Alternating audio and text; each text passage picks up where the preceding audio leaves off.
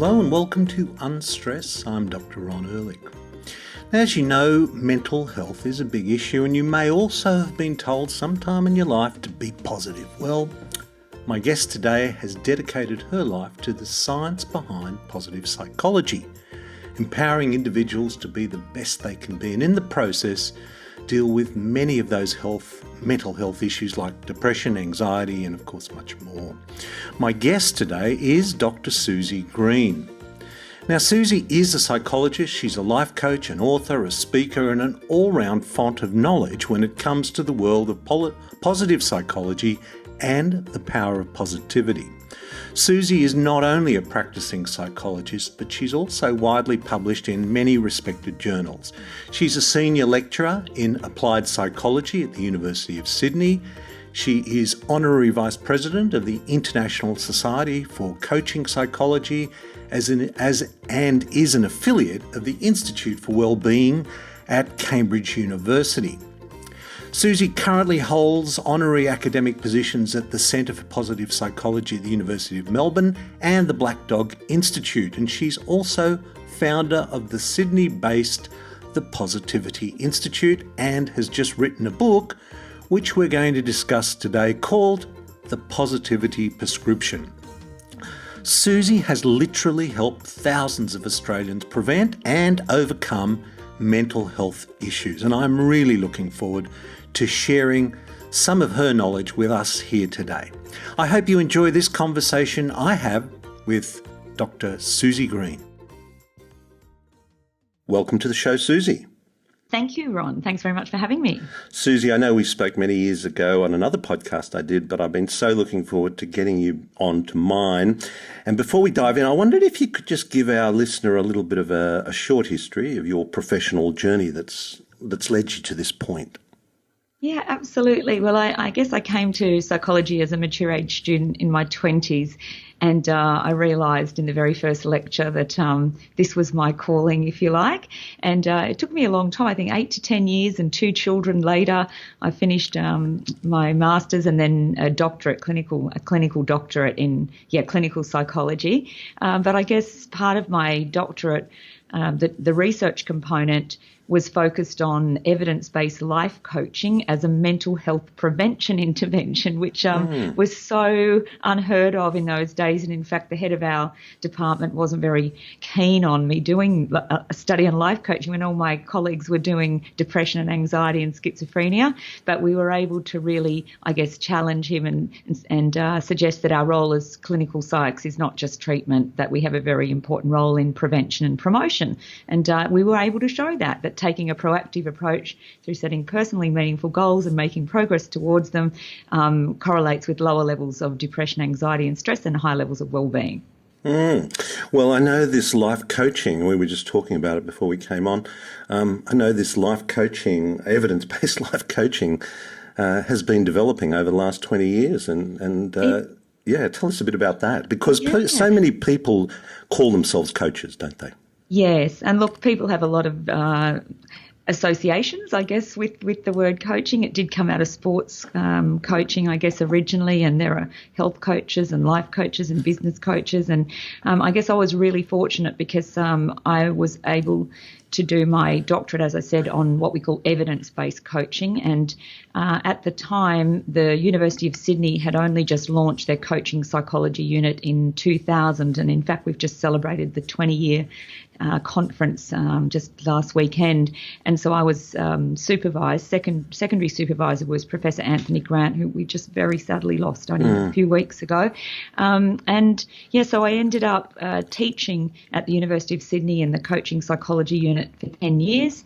And I ended up teaching on applied positive psychology because the field of positive psychology was emerging out of the US at the time, and I was able to teach it within a coaching psychology framework. And that's really been the area that I've been publishing on and talking about for the last 20 years. Well, I know we're going to talk about that, but before we do, and we hear so much about mental health being a major issue in our society, both nationally and internationally, how are we doing as a nation?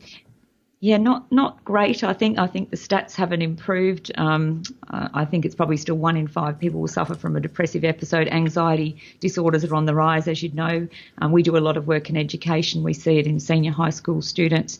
And I think where we have progressed is that we're all talking about it a lot more. You know, we have Are You OK Day, and organisations like Beyond Blue and Black Dog, who I'm associated with, do an amazing job. And I have definitely seen a shift in people, being encouraged to talk about it. But I think we've got a long way to go, Ron, in people actively seeking therapy. Of course, I like coaching from a proactive space, but I would, strongly suggest that a lot of people would benefit from some therapy that doesn't necessarily have to be a year on the couch like in the Freudian days, but perhaps a series of shorter sessions that, as many of my clients have told me over the years, has changed their life. Well, I know personally I've had several experiences of that, and I must say there's something cathartic about having to articulate how you feel to somebody who you're not connected with, because, when you're talking to somebody who you are connected with, you might have to listen to their problems as well. There's something very cathartic about that in itself, but then the path they take you down can literally life-changing. It absolutely can. And I think, talking through helps to process it. And, of course, having someone reflect back different perspectives on it, different ways of viewing it. But I guess, it's not, I won't suggest it's an easy path. I've, had my own therapy. It's one of the hardest things, I think, that it does require vulnerability and courage, but it's absolutely worth it in the long run. Couldn't agree more. Now, listen, you mentioned positive psychology, and I wondered, before we dive into your book, I wondered if you might share with us a little bit about positive psychology in general and your work. Well, I think you've given us a hint about this the Positivity Institute that you're working in and with. Yes, absolutely. So it formally launched in 1998 when Professor Martin Seligman, who I'm assuming some of your listeners will be familiar with, but he was the then current president of the American Psychological Association, and in his presidential speech said the time has come for psychology to stop focusing on what's wrong with people and start focusing on what's right with them. And he's done an incredible job, Marty, of taking not just positive psychology, but psychology out to the world. And there's a huge movement in education called positive education, which I've been involved with, and we're now seeing it spread into organisations and into the community through organisations like Action for Happiness. It is often defined as the science of wellbeing. I'd agree with that. It is, but for me, I prefer the definition by Shelley Gable and Jonathan Haidt, which is it's the science of the conditions and processes that lead to optimal human functioning. So it really is the science of us at our best, and it sits on the shoulders of humanistic psychology. Again, some of your listeners might be familiar with in the 50s and 60s, an amazing psychologists like Carl Rogers and Abraham Maslow that spoke about self-actualisation and the fully functioning individual. So for me, positive psychology is really more about personal growth and being, the best that you can be, fulfilling your potential. I love it. Well, it's a theme that, I talk about in my own book, but I think it's a great structure for approaching how we should be thinking. Yes. And which brings us, Suzy, to your book, and I've been reading it recently, and I have to say it's fabulous. The Positivity Prescription. Now, can you tell us a bit about it? Tell us, again, why you wrote it, I think, but share with us. Tell us about it. So it's funny, Ron, after I finished my doctorate, and as I said, I taught, I was an adjunct lecturer. I've never been a full-time academic. I still hold an honorary position at Melbourne University in the Positive Psychology Centre, but I'm rarely a practitioner. So I spent years and years working clinically as a clinical psych, doing counselling work and doing coaching, personal coaching and executive coaching. I did for 10 years with organisations like PwC, the Australian Federal Police. But during that time as a practitioner, I just loved the science. And in fact, my top strengths, which I talk about in the book, are curiosity and love of learning. And so I continued to stay on top of the science. And I ended up, at this point, I think I've published 20 peer review articles, journal articles. I've done 4 randomised controlled trials on coaching, and the rest are book chapters in academic texts. So for a non-academic, that's that's pretty darn good. it's quite funny actually. Good. And then I sort of thought, look, really, I'm doing lots of workshops out there in the workplace, and I'm talking about this. And I really want it to go out for the general public. So it's been a dream of mine for many years to write a book for the general public. And it took me about 2 years with my busy schedule. But it's been a joy. And I'm really I read it myself in January. I made a couple of little tweaks to it, but I'm actually really happy with it. I'm sure you are, and so you should be. It's a 6-week program. You cover mood, motivation, might, meaning, mindfulness and mindset. Now, Suzy, there's 6 M's. Yeah. I mean, you could have called it the 6M program, but I guess 3M may have had a bit of a say on that. Yeah. I wondered if we might touch on a couple of those things. Like, for example, week 1 is mood. What's the difference between mood and emotion? Yes, so I do talk about it in the book. And generally we find that most people don't fully understand. We don't know much. We haven't got much of even a vocabulary around our emotions. I've run lots of emotional intelligence programs over the years, and our vocabulary is fairly limited. But so emotions are fleeting. They can shift. The 4 primary emotions being fear, anger, sadness, and happiness. Paul Ekman did some work. He found another 2 there as well. And then a mood tends to be when you've got a sustained emotional state. So particularly, coming from ClinSight myself, so if you're suffering, I guess particularly from a disorder like depression, then you would be experiencing a low mood, which is more around sadness, and which then develops into clinical depression. So a mood is sort of more of a sustained, when you wake up and you think, I'm in a good mood or a bad mood. But emotions are a little bit more fleeting. But what I really wanted to, I guess, encourage people to think about, because in positive psychology, for anyone that's done any reading or been to any courses, it's very focused on positive emotions. And the reason for that is because we didn't really do that before positive psychology emerged. As a clinical psych, I had lectures again on fear, anger, shame, disgust and guilt. I never had a lecture on love and joy and gratitude. So it wasn't until positive psychology emerged, and particularly Professor Barbara Fredrickson's work on positive emotions, that we now know there are 10 different positive emotions, and we know about the ways that we can enhance those positive emotions. But I didn't want people to think that it's all about being happy all of the time, Ron. So I wanted to talk about the full range of human emotions.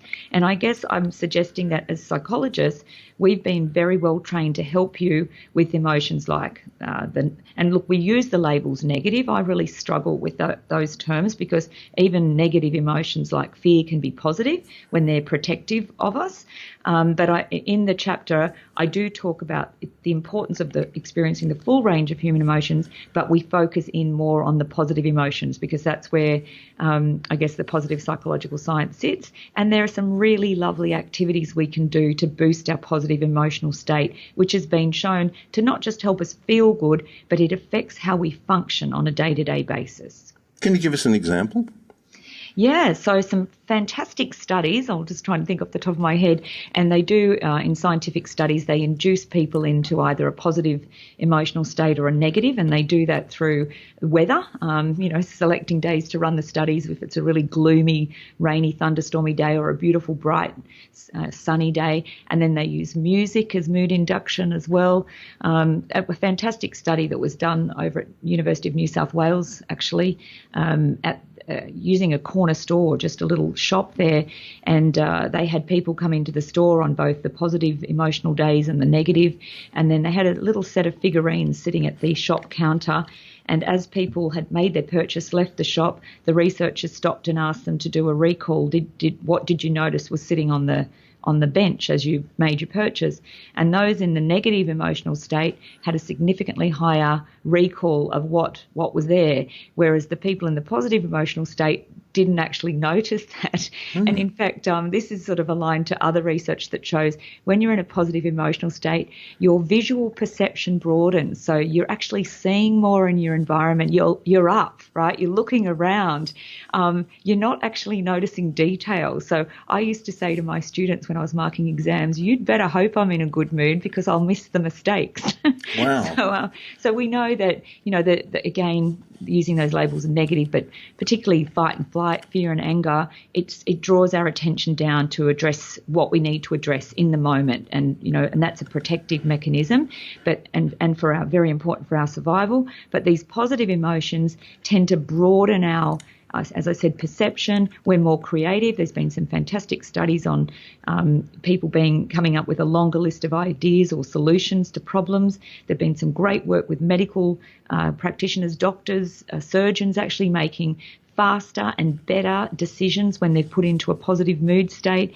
So I think the message is that, yes, we all know they feel good, but they can really impact on how we, again, function and operate in our day-to-day basis. Wow, I mean, that is just an amazing observation because my first reaction when I heard you say that is, Suzy, you've got to get down and talk to the Australian government really quickly. Oh, yeah. Because, no, but I'm being serious. Yeah. You said positive emotions broadens your visual perception. Yeah. Now, you kind of think about not just people making policy decisions, but even doctors in their own specialty sitting in their practices and not thinking holistically about a healthcare problem. You wonder about, what protect, and this is about change and all of that, which we're going to talk about as well. Yep. And the other thing that I thought was interesting was I did have followed the work of Marty Seligman. Yes. You, I think, put me onto him many years ago. But originally it was a focus on happiness, and now it's a focus on well-being, which is interesting, isn't it? Well, I'm actually happy about that, Ron, because I was never happy about. No, I'm never happy about happy. I wasn't, because again, I think even though Marty comes from a clin psych background, I think it was very much. People want to be happier. It worked very well, I guess, in the early stages from a marketing perspective. It made the front cover of Time magazine, the big yellow, happy, smiling face. But I knew as a clinical psych that, I usually say they'll lock you up if you walk around with that smiley face all day, every day. I can assure you of that. So I didn't want people to get the message that it's all about being happy all of the time, because it's just not normal. Those emotions like fear and anger and sadness, they're appropriate emotions to situations that occur in our lives. And we'd be more concerned if you didn't experience some of those emotions. It's just when they go to their clinical extremes. So, for example, when fear becomes an anxiety disorder, when anger becomes rage, when sadness becomes clinical depression, that we start to, they start to become problematic. But otherwise, they're really normal, and we need to understand that. Mm-hmm. And another term that came up in your book early on, I'm not right through the whole book, I have to admit, but was self-actualisation. Talk to us a bit about that, because it gives us a bit of a clue as to how we're doing, doesn't it? That's right. And I found you probably have too, that the term sort of made it out. People are using that term. I know one of my friends said her husband said once he got a fridge that had the ice cube, you just press, and got the ice cube, that he'd reached self-actualization. Okay, wow, that was easy. It was really easy, wasn't it? But the term has made it out there, and but it is based on Abraham Maslow's work and his hierarchy of needs, which again people might be familiar with. That you need a certain basis, particularly around security, food and shelter, then sort of relationships, before you can move up to, I guess, concepts like transcendence and, moving beyond the self, if you like. And Maslow did some interesting, it wasn't that rigorous, the research, I would say, at the time. He basically went and asked a lot of friends and colleagues to report what were the symptoms, not the symptoms, what were the signs of a self-actualized person. So it was a bit of a biased sample, I would say. And but then he realised that that not everybody, that there was a small percentage, I guess. But more recently, Scott Barry Kaufman, who was a student of Marty Seligman, PhD student, he's been publishing on it. So there's some great papers that Scott's doing. You can go to his website. He's actually got, I think, a new scale where you can look at it. And I've been really happy about that, because he's sort of bringing that back, as I said, into positive psych, because I guess in the early days it was focused on happiness, and now it's very focused on well-being, which is important, but again, for me, it is more about the personal growth aspect as well. Because the kind of, I'm very involved in nutritional and environmental medicine as well. And I often, in recent years, we hear about the gut as the second brain, and we all know about mood and food, when we're both positive, when we're eating well, we feel great. And when we're feeling crap, we eat terribly. That's right. What do you think? How do you work that role into the mental health positive psychology prescription? I think it's really important. I guess, in my training, we didn't really cover that at all. And I'm hoping that I can't say for sure whether the newer, psych training programs are taking that into consideration. But I know from working with hundreds of clients, that would be one of the first things. And in fact, we are required to ensure that there aren't any physiological issues before, we start treatment. So we'd ensure that they've seen their doctor, for example. But one simple, strategy that we use in our workshops and in our coaching is we ask people, have you taken your meds, or are you taking your meds? And MED stands for meditation, some form. It doesn't, there are various forms, as you would know. E is exercise, again, some form. It's got to work and fit into your lifestyle. D is diet. And I usually say, is it mood food? And then S is sleep. But it is an area that I've been learning a little bit more about at the moment, and microbiome as well. And I went to a health retreat, and so I'm quite intrigued. I guess what I'm saying is, you probably are aware that we've often sat in silos in health, haven't we? Well, it depends how positive our emotion is, I guess, as to how visually broad and we're willing to go. Exactly. So I'd love to see a bit more interdisciplinary conversations happening. Yeah. I mean, sleep, as you mentioned, is another one. And I know after a few nights of poor sleep, my brain goes into some very dark places. Absolutely. So I can only imagine, well, I don't have to imagine, because I'm often surprised when I talk to patients and they've been on antidepressants for many, many years and no one's really addressed the meds. It's crazy, isn't it? The sleep. Anyway, but then another one that you cover is motivation, and I guess that change is always challenging. Yeah. Not just personally, but as a society. Yeah. What are some of those challenges to our motivation?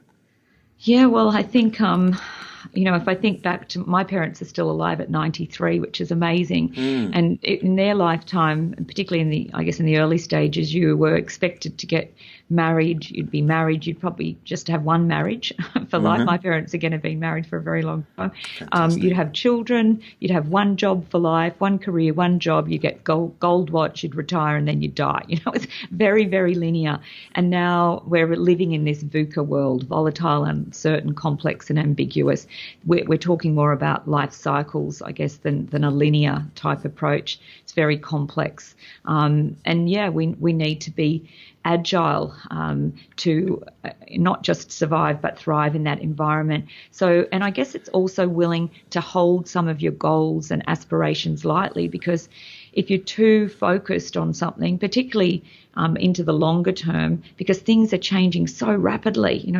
I've just been at this conference and there's a lot of focus about coaching into the future using artificial intelligence and virtual reality.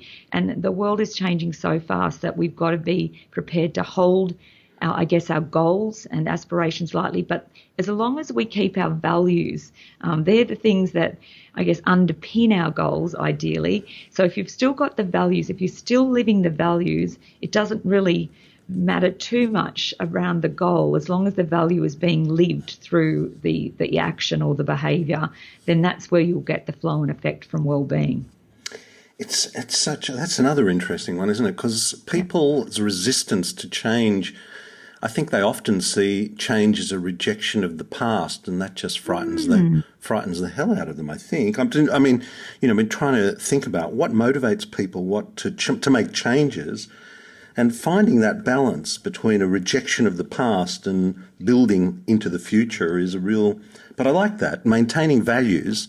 Well, you can maintain your values but still change your goals. That's it. And I think you're right, particularly in workplaces, we see change projects coming in, and I consistently have found over the years that that, the people implementing the change don't really give the people that are being affected by it opportunity to grieve, if you like, and or to process the letting go of the old way of being before they, encourage, forcing in many ways people into the new way of being. And we really need space and, time to process the old. And some of us need a bit more time and space than others. Others are very high on challenge, if you like, and they love challenge. But a lot of us really need to process how things were. There's a great model, Bridges model of change, and he talks about the letting go process and the need to be able to process the old ways, sitting in the neutral zone. So even giving people some time to sit in this neutral zone, which can be quite anxiety provoking because most of us just want to know what's happening and what's going to come up ahead. But if you can sit in that neutral zone and then really think through, and again, this depends on how much autonomy you've got. Like if it's forced on you, that's different. But if you have got some autonomy, often you find people will rush into a new relationship or a new, job when in fact they're better to sit in the neutral zone, and perhaps that's where they benefit from seeing a professional, and then systematically look at what are all the potential pathways into the future or scenarios, and which one's going to be best aligned with my values and utilise my strengths, and take a bit more time before rushing into, next stages or phases. I mean, you mentioned control, and I guess I think the popular term in the past was locus of control, wasn't it? There's a kind of idea of, well, tell us, can you explain the locus of control just? Yeah. So, this concept of locus of control I've found is again out in the public now, and we historically the research has differentiated internal and external locus of control. So people with an external locus of control feel like things are happening to me. I don't really have much say or control over my environment or what's happening. And then people with an internal locus of control feel that they do have some control and that they, despite something being even forced on them, that they still have some choice of, and I guess this concept of, rather than being a victim of circumstance, they're a master of their destiny. And often when people's mood does start to spiral, and this can happen in depression, they can, their thinking shuts down, which, as we were saying before, when you're in a positive mood state, your thinking's open, you see options and solutions. But as your mood starts to spiral, you can't actually see those options. So you're thinking, there's nothing I can do in that external locus of control, when in fact, I'm sitting there as the high hope positive coach or therapist, if you like, and I can see all these options. But it's so interesting to see when people's thinking, shuts down and they can't see options and pathways. Well, you moved on from that in week 3 to the word, you used the word might. Yes. Creative. It was creative. Well, you had to fit it into the 6 M's. I thought might was good because it explores strengths and weaknesses, and I think this is where a lot of people do get stuck, isn't it? Because are you a glass half full or half empty person? Well, this is on a personal level, isn't it? Well, tell us about might. Yeah, so might is for strength, and strengths is one of the foundational pieces in positive psychology. It was one of the first activities that Marty Seligman and his colleague, Professor Chris Peterson, did, was to create a classification of character strengths. So they looked across history, philosophy, religion, and they came up with 6 virtues and 24 character strengths. There are other strengths assessment tools, which I'd term more performance strengths, so assessments like the Gallup Strengths Finder or Strengths Profile, and there are, I think, 34 in Strengths Profile, 34 in Gallup, 60 in Strengths Profile. They're very work focused. They're really great to use in a work context, but what I really focus on in the chapter on might is the character strengths, and there are 24 of them. They're things like kindness, leadership, love, appreciation of beauty and excellence, forgiveness.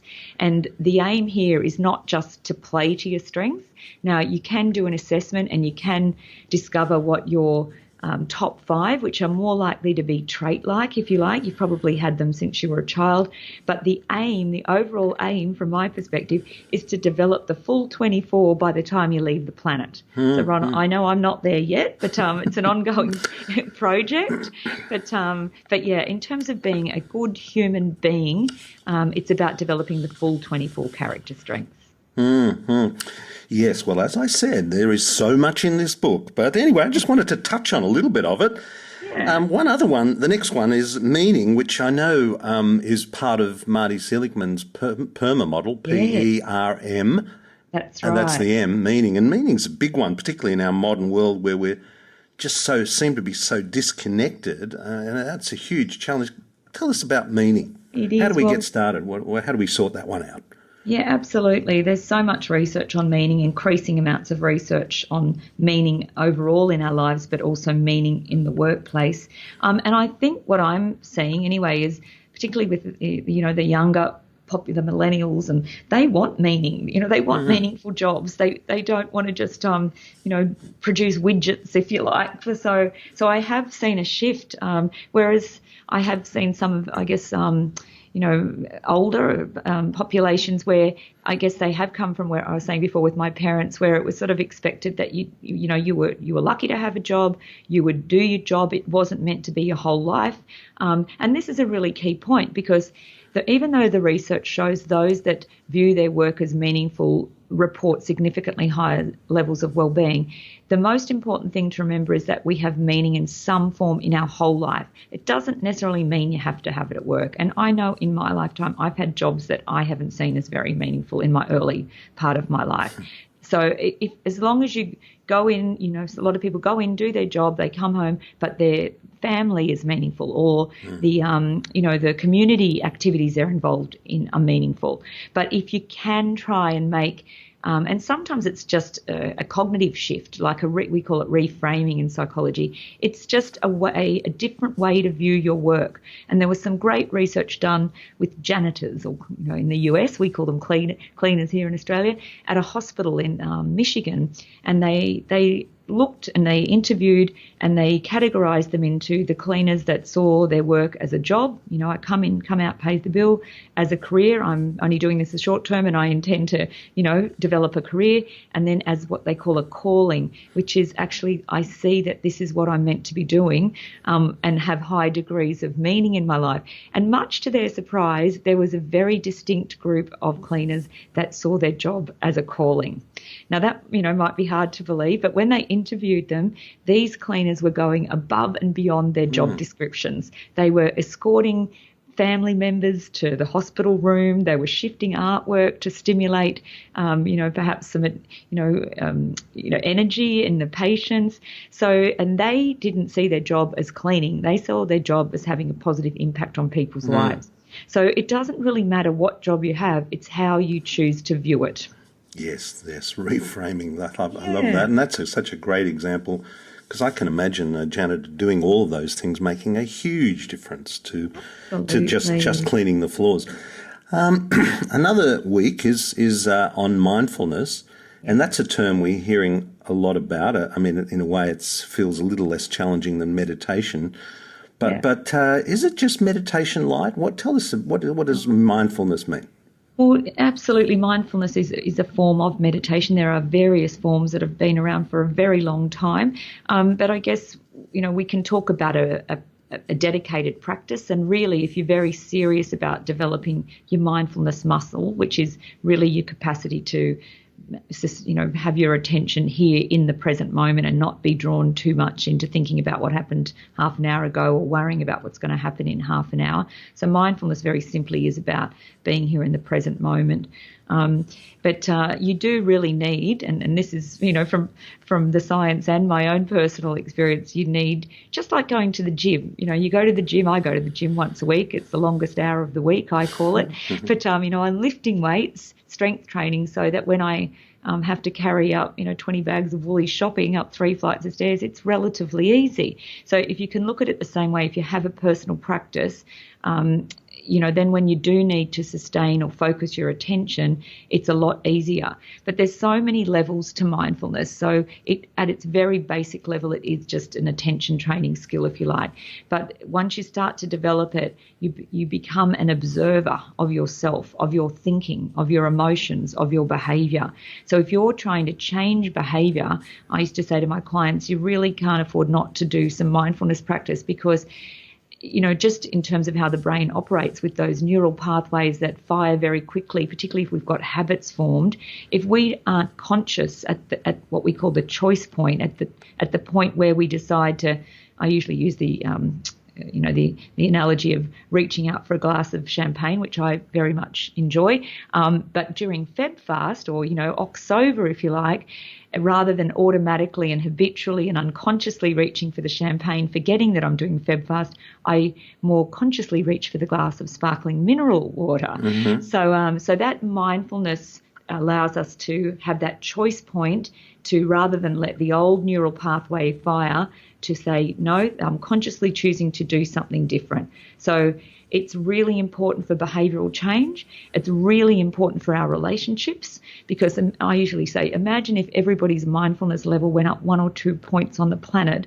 We'd have less arguments, we'd have less accidents, because people would be more mindful of what's coming out their mouth, of how that might impact on the person in front of them. So, yes, so look, there's still some critiques about it, and I know, this sort of concept of the Mac mindfulness, that it's just being rolled out without much thought.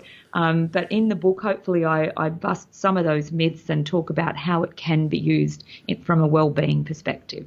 Mm-hmm. No, I saw there are, as there are in every single chapter, lots of different exercises and tasks to go through.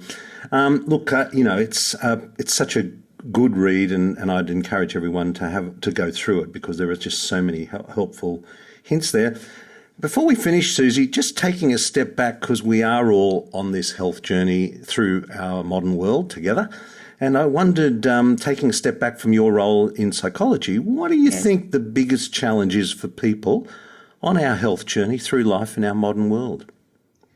Wow, I don't know. There's so many challenges. And I think, as I was trying to suggest before, it was much more simpler, when it was linear.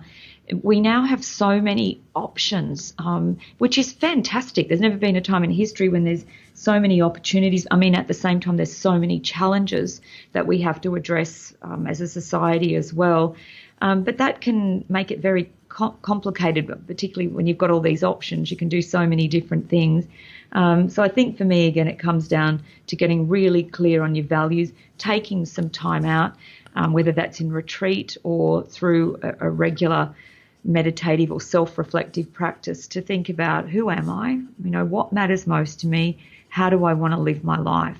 And the other thing I think I find challenging is trying to, meet the needs of the different roles that I play as mother, just recently grandmother, mm-hmm. Ron, yes, and can relate business to that. owner, and friend, and so again, I think for me, I consciously take time out to think about, how am I going to move forward, and of course acceptance, a great level of self-compassion and acceptance that we can't please everybody all of the time, and we're just basically doing the best that we can. Yeah. Well, what a great note to finish on. And Suzy, we'll have links to not only your book, but the Positivity Institute. And so thank you so much for joining me today and sharing with our listener your knowledge. Thank you, Ron. Thank you for all the wonderful work that you do. I've got a copy of your book. I did see Perma and Marty Seligman in there, which is fantastic. But yes, thank you so much. I thought there were so many pearls there. What about positive emotions resulting in a broader visual perception? Now, so many things went through my mind when Suzy said that, because it goes a long way to explaining why people, particularly in our modern world, are so closed off to other people's point of view. I mentioned governments. I'd love it to go down and open up the visual perception of our government, but throughout my life, thinking holistically has been a passion of mine, and I've often been surprised at how narrow-minded people's view of the world is. Now, when I took on a role at the beginning of last year as president of the Australasian College of Nutritional and Environmental Medicine, I warned the board that I suffer from chronic overenthusiasm and optimism. I do have a very positive outlook, and perhaps that's allowed me for the last 40 years to keep an open mind and broaden my visual perception, think holistically, wonder at the world and how interconnected everything and everyone actually is. And perhaps that explains why others may be so resistant to that. I hope that changes. I like Suzy's reference to checking on a patient's meds when assessing their mental health. Now, you may have missed it, but I think it was a really important point that so often is overlooked in mental health issues. And she was not referring to meds as in medications, but she was referring to MEDS, which stands for M, meditation, E, exercise, D, diet. Now, as I mentioned, the gut is the second brain. It's where 80% of, say, serotonin, an important neurotransmitter, that's where 80% of the body's serotonin is produced, which actually happens to be the target of many medications called SSRI, selective serotonin reuptake inhibitors, many common antidepressants. And of course, there are many other neurotransmitters, and actually our immune system happens to be in the gut. So diet, the D is a big one, and the S, MEDS, stands for sleep. Now that is arguably the big one. And as I mentioned, I'm often surprised at how little attention is paid to this very important point. In fact, I think it's interesting how practitioners often assess this with their patients by just simply asking them, how are you sleeping? And the patient goes, yeah, all right. And that's a sleep assessment to too many people. There's so much more to it than that. Suzy also described the VUCA, VUCA world we live in. I love these acronyms. V is for volatile, U is for uncertain, C is for complex, and A is for ambiguous.